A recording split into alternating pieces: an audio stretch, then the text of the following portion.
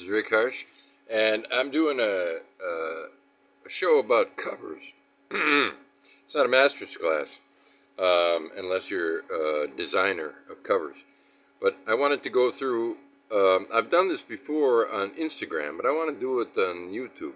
I want anybody who wishes to vote for the best cover of Corona Samizdat Press. I've become obsessed with covers since I started this press. I really like a good cover. And so I'm just going to go through the books, 1 through 13, and I'm going to ask you to, comment and say which one's the best cover. But first, I want to show you the absolute best cover ever made. This was by Jason Snyder of New York. Staten Island, outnumbered Democrat, left of Democrat maybe, I don't know, but anyway, he's not one of them Republican Staten Islanders. So, this book, Voices After Evelyn, is about a missing girl, and she was clearly murdered. That's her in the Evelyn. So you get the look of the 50s postcard and the dead girl. And it's a spectacular cover. It draws a lot of attention. It makes you want to know what the hell's going on in it. So the other great cover I've got, this is my singular cover. Tripular, actually. There were 3. I sold 2. It's an actual cobra skin cover for Arjuna and the good snake. The good snake is the cobra, which is in Tamil, Nalapamb, which means good snake. And I was given this snake skin by a sailor some years ago, and I thought, well, let's see if I can take it to the artisan who works with leather in town and see if he can make covers. And he said, yes, I can, but if you just have the cobra and you don't have a little leather inside, so he put in a little, very nice leather. It's almost like chamois, and which is my favorite wine. And so that is another. That's a singular cover, and it's a beauty. It feels good, and I just love to play with it. Cuts down on the reading time. But then, but the press started in late April this last year, with 2 books. The first one, this cover, Peter Damian Bellis, who was supposed to be the publisher, and whom I was forced to leave in order to get the book published, he came up with the idea for this cover, and I don't know why, but it's just it's a powerful cover. The only thing that makes me uncertain of the cover is that you don't get any of the book's humor. There's no humor in this cover, and it's a very funny book. But you can't have everything. I still think that's a great cover. If it's ever published in the United States, I think they'll probably do their own cover, and something that reflects the humor and wordplay and so on. That came out at the same time as this, Walk Like a Duck. And this is a great cover because, well, Walk Like a Duck is very funny because it's very has several meanings. A walk in baseball is 4 balls. You get to go to first base. A duck, well, he played for the Staranzano Ducks at this time. Not the Staranzano Anatri, which would be the Italian, but the Ducks. They used the English. It was really strange. And he's ducking a pitch right at his head. That's my son there. And it's an actual lovely photo by a guy named Pella. And that captures a great deal of the humor of the book. I couldn't capture all of what's in here, the anti-fascist screeds, the travelogues, the historical bits, making fun of Mussolini and the Nunzio. But I think it's a lovely cover. The third book was easy. It's called Skulls of Istria, and this is a mural from the 14th century, The Dance of Death. So, Skulls of Istria, and it's actually from a place about 25-minute drive from here. It's in an old church that's fortified enough to probably keep out 3 or 4 Turks. It's a very small church. The wall isn't that high. But it was a great idea for a cover. But when it came to my my very personal, I guess I really just love this book. My first 3 published novels, the Driftless Trilogy. I hope you get a good enough look at it. There's a shadow of a roach over a sort of surreal landscape, and the type is fantastic. I think I love this cover.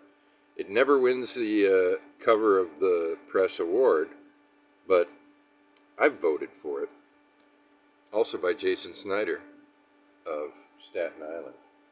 The next cover was interesting because the book was had a cover from Riverboat Press, and it seemed okay at the time. But then when the author himself made a cover, he came up with this, which won the first contest for best cover.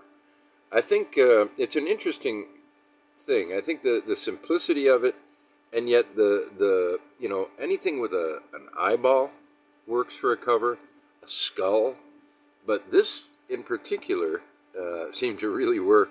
But I think it would not work without that little black.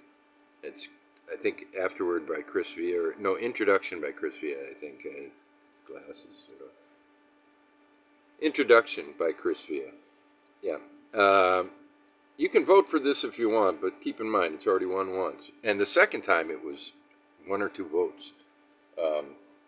So, all right, vote like you want. Don't listen to me.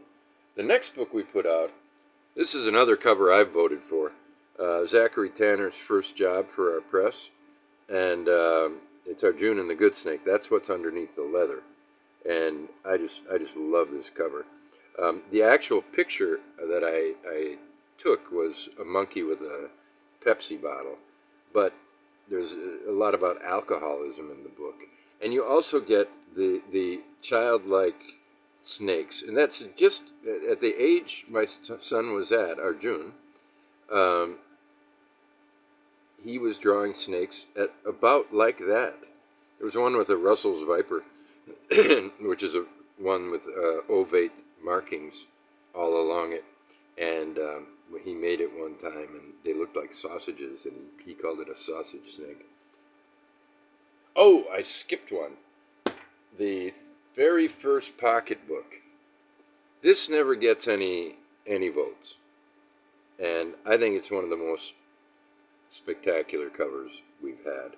David Vardaman's Angel of Sodom. The Ukrainian painter Edvard Belsky, who lives in Isla, we have a bunch of his paintings in a book, and I sent this to Vardaman, and he immediately wanted this on his cover. No question. There's a lot of things you can do with an angel, and they had a pretty good idea when there was some thought of him being published by Riverboat, but this just beats it all to hell. Love this cover.